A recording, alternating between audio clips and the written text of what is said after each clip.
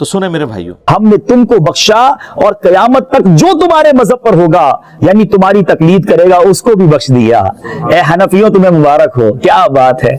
حضرت امام اعظم ابو حنیفہ رضی اللہ تعالیٰ عنہ، آئے ہائے، آپ کی سیرت اتنی شاندار ہے اور اتنی جس کو آپ کہیں کہ اس کی جہتیں ہیں کہ عقل حیران ہو جاتی ہے۔ آپ نے اپنی زندگی میں 55 بار حج کیا۔ جب آخری بار حج کی سعادت حاصل کی تو خدام کعبہ شریف نے آپ کی خواہش پر باب الکعبہ کھول دیا۔ آپ بڑی عز و نیاز کے ساتھ، عاجزی انکساری کے ساتھ بیت اللہ کے دونوں ستونوں کے درمیان کھڑے ہوئے، نوافل پڑھنا شروع کیے۔ آپ نے 2 رکعت کے اندر پورا قرآن ختم کر لیا۔ کعبے کے اندر کھڑے ہو کر 2 رکعتوں میں پورا قرآن پاک ختم کیا۔ پھر دیر تک رو رو کر مناجات کرتے رہے۔ آپ دعا میں تھے کہ بیت اللہ کے ایک گوشے سے، ایک کونے سے آواز آئی، تم نے اچھی طرح ہماری پہچان حاصل کی اور خلوص کے ساتھ خدمت کی، ہم نے تم کو بخشا اور قیامت تک جو تمہارے مذہب پر ہوگا یعنی تمہاری تقلید کرے گا اس کو بھی بخش دیا۔ ہم نے تم کو بخشا اور قیامت تک جو تمہارے مذہب پر ہوگا یعنی تمہاری تقلید کرے گا اس کو بھی بخش دیا۔ اے حنفیوں تمہیں مبارک ہو، کیا بات ہے۔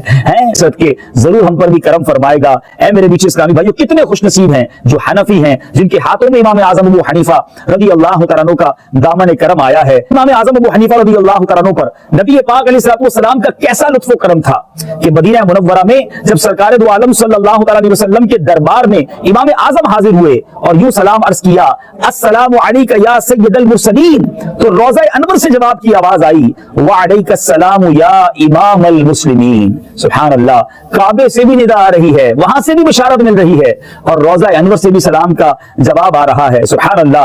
ایک رات نبی پاک علیہ السلام کی خواب میں زیارت ہوئی۔ میٹھے میٹھے مصطفیٰ صلی اللہ تعالی علیہ وسلم نے ارشاد فرمایا، اے ابو حنیفہ، اللہ عز و جل نے آپ کو میری سنت زندہ کرنے کے لیے پیدا فرمایا ہے، آپ گوشہ نشینی کا ہرگز ارادہ نہ کریں۔ یعنی آپ کو منع فرمایا گیا، آپ نے بھی اختیار نہیں کی تھی گوشہ نشینی، نیت کی تھی، مگر نبی پاک خواب میں آ کر فرما رہے ہیں کہ آپ کو اللہ تعالیٰ نے میری سنت کو زندہ کرنے کے لیے پیدا فرمایا ہے، گویا امام اعظم کو چنا گیا۔ میٹھے میٹھے اسلامی بھائیوں، حنفی تو ہم ہیں، مگر یہ کیسے لوگ تھے کہ پورا دن تدریس اور علم میں مصروف اور رات اللہ کی عبادت میں مصروف۔ اللہ غنی۔ میٹھے اسلامی بھائیوں، امام اعظم کے بارے میں آتا ہے کہ آپ نے مسلسل 30 سال روزے رکھے، 30 سال تک ایک رکعت میں قرآن پاک ختم کرتے رہے، 40 بلکہ 45 سال تک عشاء کے وضو سے فجر کی نماز ادا کی۔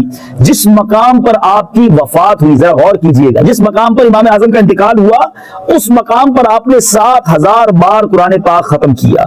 حضرت سیدنا عبداللہ بن مبارک کے سامنے امام اعظم پر کسی نے اعتراض کیا تو آپ نے فرمایا، کیا تم ایسے شخص پر اعتراض کرتے ہو جس نے 45 سال تک 5 نمازیں ایک ہی وضو سے ادا کی اور وہ ایک رکعت میں پورا قرآن کریم ختم کر لیتے تھے، اور میرے پاس جو فقہ ہے وہ میں نے انہی سے سیکھا ہے۔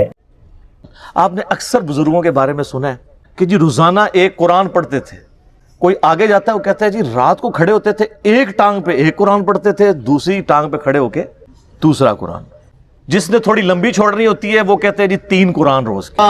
کھونٹی گاڑی ہوئی تھی دیوار میں، کچھ بھی سمجھ لیں، ہک لگایا ہوا، اس کو پکڑ لیتا اور ایک ٹانگ اٹھا لیتا، بسم اللہ الرحمن الرحیم سورہ فاتحہ سے قرآن پڑھنا شروع کرتا اور اٹھائی ہوئی ٹانگ زمین پر اس وقت رکھتا تھا جب پورا قرآن ختم کر لیتا تھا۔ اس لیے کہ حضور آپ کے مجاہدوں کی ابتدا کیا تھی؟ آپ نے فرمایا میرے مجاہدوں کی ابتدا یہ تھی کہ ابتدا میں ہر رات ایک پاؤں پہ کھڑا ہو کر ایک قرآن کریم تلاوت کیا کرتا تھا۔ 8 قرآن والا ورژن بھی ہے سر، فضائل اعمال اٹھائیں۔ یہ میں یعنی کوئی زبانی کلامی باتیں نہیں کر رہا ہوں، یہ وہ ٹیکسٹ بک ہے جس کے بارے میں دعویٰ کیا جاتا ہے قرآن کے بعد سب سے زیادہ دنیا میں پڑھی جانے والی کتاب ہے فضائل اعمال۔ تو یہ فضائل اعمال میں لکھا ہوا ہے میرے بھائی کہ ایک بزرگ تھے روزانہ ایک قرآن پڑھتے تھے، ایک اور بزرگ کا لکھا ساتھ کہ وہ 3 قرآن روزانہ پڑھتے تھے، پھر آگے کہتے ہیں 8 قرآن بھی روزانہ پڑھتے تھے۔ اور پھر لکھا کہ امام ابو حنیفہ رحمہ اللہ تعالی رمضان شریف میں 61 قرآن پڑھتے تھے۔ 61 کی گنتی وہ کہتے ہیں ایک قرآن دن میں ایک رات میں، کتنے ہو گئے 60، اور ایک تراویح بھی۔ ہاں جی، ایک 8 تھا، پھر تاک کرنا تھا نا انہوں نے، تو بارہ لوگ کہتے ہیں 61 قرآن امام حنیفہ رحمہ اللہ۔ یہ فضائل اعمال میں لکھا ہوا ہے۔ یہ بابوں کا تعارف ہے قرآن کے حوالے سے اور ایک کتابوں کا تعارف ہے۔ سر جامعہ ترمذی میں حدیث موجود ہے، اللہ کے محبوب صلی اللہ علیہ وآلہ وسلم نے فرمایا، جس شخص نے 3 دن سے کم میں قرآن کمپلیٹ کیا، مکمل کیا، اس نے قرآن کے فہم میں سے کچھ بھی حاصل نہیں کیا۔ یہ ان کو کہہ رہے ہیں جن کو عربی آتی تھی، تو انہوں نے عربی آندی بھی کوئی نہیں. جن کو عربی آتی ہے ان کو کہا جا رہا ہے 3 دن سے کم میں قرآن مکمل کیا تو فہم اس کا حاصل ہی نہ کیا. تو یہ جو 8 قرآن روزانہ کر رہے ہیں یہ کس سنت پہ عمل کر رہے ہیں؟ اپنی وشفل تھنکنگز میں سرگرداں ہیں. اور اس سے بھی مزے کی بات صحیح مسلم میں حدیث ہے، نبی علیہ السلام نے صحابہ کرام سے فرمایا، یہ حدیث بخاری میں بھی ہے لیکن مسلم میں ڈیٹیل ہے، بخاری مسلم دونوں میں ہے، کہ بھلا بتاؤ تم میں سے کسی شخص کی استطاعت ہے کہ وہ ایک رات میں 1/3 قرآن پڑھ لے، یعنی 10 پارے. آج کی ڈیٹ میں پارے اس زمانے میں تو نہیں تھے. تو صحابہ کرام نے کہا کہ یا رسول اللہ کس کی استطاعت ہوگی کہ وہ رات میں 1/3 قرآن پڑھ لے؟ ہائے ہائے ہائے ہائے ہائے. سر ہے استطاعت، فضائل مال میں 8 والے بھی آ جائے، لیکن صحابہ کرام تو بزرگ نہیں تھے نا، آپ کو پتا ہے وہ تو کامل الایمان مومنین تھے. یہ کہانیوں والے ہیں، وہ کامل الایمان اے کہانی باز. تو صحابہ نے کہا یا رسول اللہ کسی کی استطاعت نہیں. تو آپ نے فرمایا کہ سورۃ الاخلاص پڑھ لو، یہ 1/3 قرآن کے برابر ہے، 1/3 قرآن کے برابر ہے. اپنے نظریات کے اعتبار سے بھی، کیونکہ قرآن حکیم کا 1/3 عقیدہ توحید ہے، اور چونکہ سورہ اخلاص توحید کی جڑ ہے، اس اعتبار سے بھی تعلیمات میں بھی یہ 1/3 ہے قرآن کا، اور فضیلت میں بھی. اچھا اگر یہ کہتے ہیں نا کہ ہمارے بزرگ جو 8 قرآن پڑھتے تھے وہ 24 بار پڑھتے سن سورہ اخلاص، پھر تو ٹھیک ہے. 8 × 3 = 24. 24 ٹائمز اگر سورہ اخلاص کوئی پڑھ لے اور 8 قرآن روزانہ کے، اگر یہ کہتے ہیں پھر تو ٹھیک ہے. لیکن آپ کو بھی پتا ہے کہ انہوں نے یہ نہیں کہا ہوا، کیونکہ اس پہ پوری رات ایک ٹانگ پہ کھڑا نہیں ہونا پڑتا. سورہ اخلاص اگر کسی نے پڑھنی ہے 3 دفعہ کتنا ٹائم لگتا ہے. اور آپ کو ایک اوریجنل مدنی لطیفہ سناتے ہیں. یہاں پہ جیلم ہمارے شہر کے اندر تبلیغی مرکز ہے. کبھی کبھار میں زور کی نماز میں وہاں چلا جاتا ہوں، تو زور کی نماز کے بعد نا فضائل اعمال کی تعلیم ہوتی ہے. اب وہ عالم دین ہے جو وہ فضائل اعمال پڑھ کے سنا رہے ہوتے ہیں، اور سامنے مدرسے کے بچے بھی ہوتے ہیں. تو میں نے اپنے بچوں کو پابند کیا کہ تم نے بھی سن لیا کرو تعلیم نا. اب میرا ایک بچہ ماشاءاللہ 10 سال کا ہے اور ایک آلموسٹ 11 سال کا.